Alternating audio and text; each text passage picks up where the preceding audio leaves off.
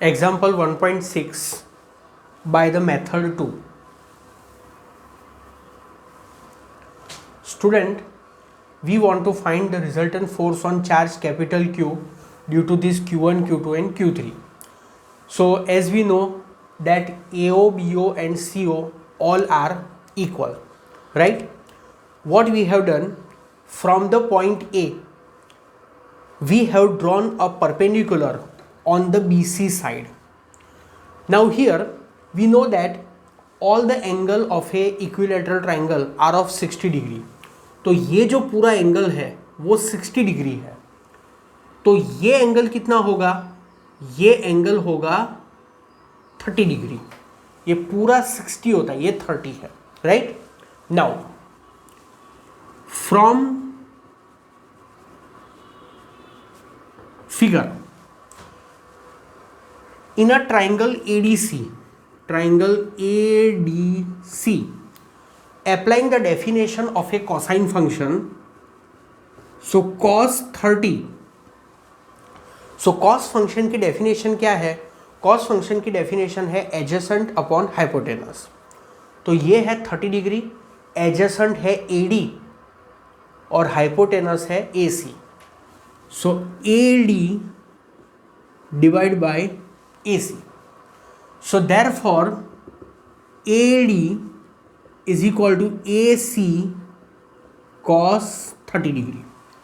AC is what? Small l. That is the length of a each side of triangle. Small l into cos 30. Cos 30 क्या होता है? √3/2. So this is AD is equal to √3/2 L, right? ये हमको AD मिला. ये एक important value है. Now student, this is an equilateral triangle and this O is known as the centroid of the equilateral triangle. Student, from the concept of geometry, I am telling you one concept that you must remember. कि ये जो vertices है और ये जो centroid होता है, triangle का जो सेंट्रोइड होता है, कोई भी इक्विलेटरल ट्राइंगल का सिर्फ एक ही सेंट्रोइड होता है, ये सेंट्रोइड है उसका. तो वर्टाइसिस से सेंट्रोइड का जो डिस्टेंस होता है, यहां पर वो डिस्टेंस कितना है? AO. तो AO is equal to 2/3 of this AD. ठीक है? ये जो पूरा होता है, अगर हम उसको 1 एज्यूम करें तो ये होता है 2/3 और ये होता है 1/3. आपको समझ में आ रहा है? ये 1 है ऐसा नहीं बोल रहा हूं मैं. अगर हम 1 है ऐसा एज्यूम करें तो ये होगा 2/3 और ये होगा 1/3. सो 2/3 plus 1/3 how much? 3/3, that is 1. सो ये जो AO डिस्टेंस होता है वो AD का 2/3 होता है. ठीक है? So AO is equal to 2/3 of AD. और AD कितना है? AD is √3/2. It is √3/2 L. Now this 2 will be cancel. So this will be √3/3 L. So this is √3 L. Student, you know that कि ये जो 3 होता है उसको हम 2 टाइम्स √3 लिख सकते हैं. तो एक √3 कैंसिल हो जाएगा. So AO is equal to L/√3. ये AO L/√3 है, but AO equal to BO equal to CO. So we can write therefore AO equal to BO equal to CO and that is equal to how much? L/√3. Okay, so हमने ये AO की value find कर ली है. Now we will write the formula for force on this capital Q due to this Q1. So here I write that force on capital Q due to Q1. I denote that force by vector F1, ठीक है, ये रहा vector F1। तो force का formula क्या होगा, magnitude. So magnitude क्या होगा, 1/4πε0 capital Q small q divide by distance का स्क्वायर। सो A से लेकर O का डिस्टेंस कितना है, AO is L/√3। So L/√3 square multiply by unit vector. अब वो यूनिट वेक्टर कौन से डायरेक्शन में होगा, यूनिट वेक्टर होगा AO के डायरेक्शन में। तो here you can write unit vector, आप डायरेक्टली ऐसे भी लिख सकते हो AO, unit vector along AO। Similarly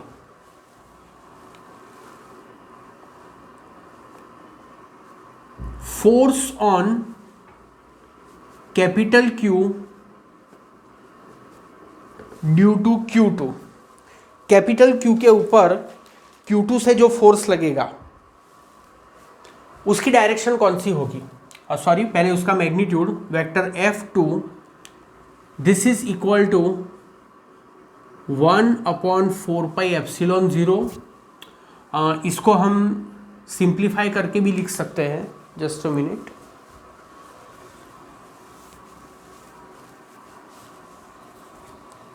this is equal to, ये √3 का स्क्वायर न्यूमरेटर में जाएगा तो 3 हो जाएगा। सो दिस इज 1/4πε0 3QQ/L², और ये है यूनिट वेक्टर अलोंग AO। तो यहाँ पर अगर हम ऐसा ना लिखना चाहे तो ऐसे भी लिख सकते हैं अलोंग AO, जो भी आप प्रीफर करो you can right. This is vector F1 बराबर। यहाँ पर वेक्टर F1 लिखा है, ये मैग्नीट्यूड है और ये डायरेक्शन डिनोट करता है, ठीक है। Similarly force on capital Q due to Q2, so vector F2, now directly we can write 1/4πε0 3QQ/L², capital Q के ऊपर Q2 से जो फोर्स लगेगा, ये रहा Q2, उसकी डायरेक्शन कौन सी होगी, अलोंग BO। तो here you can write along BO। Similarly force on capital Q due to Q3, so vector F3 is equal to 1/4πε0 3QQ/L², और इस फोर्स की डायरेक्शन होगी अलोंग CO। सो स्टूडेंट आप देख सकते हो कि ये जो वेक्टर F1 है, वेक्टर F2 है, वेक्टर F3 है, इनके जो मैग्नीट्यूड्स है वो मैग्नीट्यूड सेम है, ठीक है। ये उनका मैग्नीट्यूड है इतना, बट उनकी डायरेक्शंस अलग अलग है। This is vector F2 and this is vector F3। Now what I will do, I will find the resultant of this vector F2 and vector F3। तो ये है वेक्टर F2, ये है वेक्टर F3। अच्छा student, यहाँ पर एक important point कि जो वेक्टर F2 और वेक्टर F3 के बीच में ये जो एंगल है, ये एंगल कितना है, दिस एंगल इज 120 डिग्री, ठीक है। कैसे, देखो ये लाइन को मैंने एक्सटेंड कर दिया, यहाँ पर एक क्वाड्रिलेटरल बनता है, ठीक है, ये क्वाड्रिलेटरल है, ये एंगल है 60, ये है 90, ये है 90। क्वाड्रिलेटर के चारों एंगल का सम होता है 360। सो 90 + 90 180, 180 + 60 240, तो बचा कितना 120। 360 में से 240 सब्ट्रैक्ट करोगे तो 120, तो ये एंगल है 120 एंगल, ठीक है। So we find the resultant of vector F2 and vector F3। So here I write resultant of vector F2 and vector F3। So let us denote that resultant F2 plus F3, ठीक है, resultant of vector F2 and F3 and I want to find the magnitude. तो ये magnitude करता हूँ. अब student मैं यहाँ पर कौन सी मेथड यूज़ करने वाला हूँ? यहाँ पर मैं यूज़ करने वाला हूँ पैरेललोग्राम मेथड. तो ये है F2, ये है F3, taking them as a adjacent side of parallelogram. तो एक पैरेललोग्राम यहाँ पर कंप्लीट होता है इस तरह से, इस तरह से एक पैरेललोग्राम कंप्लीट होता है. ठीक है, जो एडजेसेंट साइड्स है F2 और F3 उनके बीच में एंगल कितना है? 120 डिग्री का एंगल है. सो F2 square plus F3 square plus 2F2 F3 cos 120. Right now student here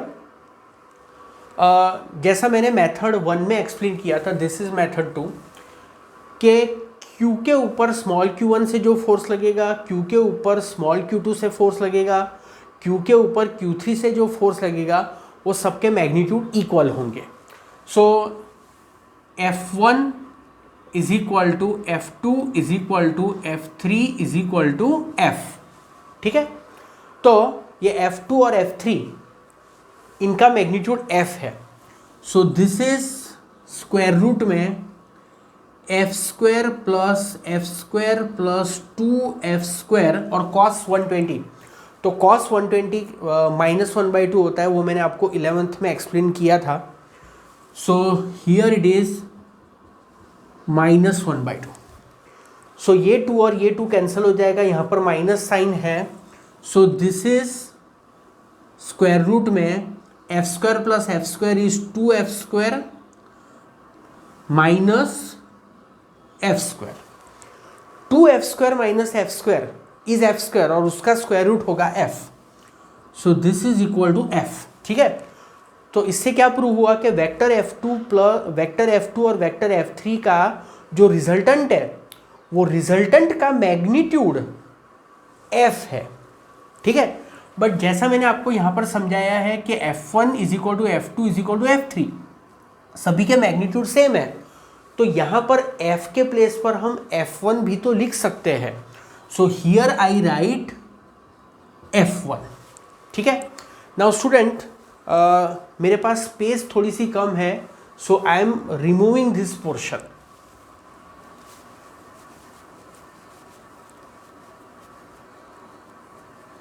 And here I am solving it.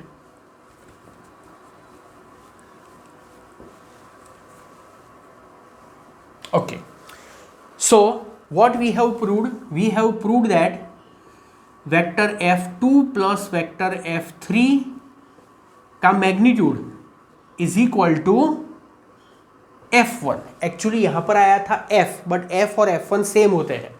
So this is F1. ठीक है, सो F2 plus F3 is equal to F1. Now F2 plus F3 is in this direction. ये F2 plus F3 की direction है. Here I can write F2 plus F3. अब आप देखो figure पर से कि F2 plus F3 का मैग्नीट्यूड F1 के मैग्नीट्यूड जितना है, और F1 और F2 plus F3 की डायरेक्शन ऑपोजिट है. F2 plus F3 इस डायरेक्शन में है और F1 इस डायरेक्शन में है.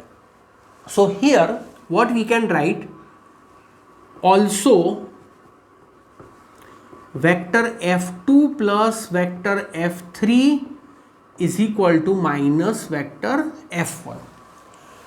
F2 प्लस F3 का जो रिजल्टेंट है उसका मैग्नीट्यूड F1 के मैग्नीट्यूड के जितना है, ये हमने पैरेललोग्राम मेथड से प्रूव किया. पर F2 प्लस F3 की जो डायरेक्शन है वो F1 से ऑपोजिट है. सो हम क्या करेंगे, ये जो माइनस वेक्टर F1 है उसको हम लेफ्ट साइड पर लेंगे. So we will write vector F2 plus vector F3 plus vector F1 is equal to 0. और you can also write vector F1 plus vector F2 plus vector F3 is equal to 0. So what is vector F1 plus vector F2 plus vector F3? It is the resultant force on this charge capital Q। ठीक है, तो ये charge capital Q के ऊपर Q1, Q2 और Q3 से जो total force लगता है वो टोटल फोर्स है 0, right. Please note down this.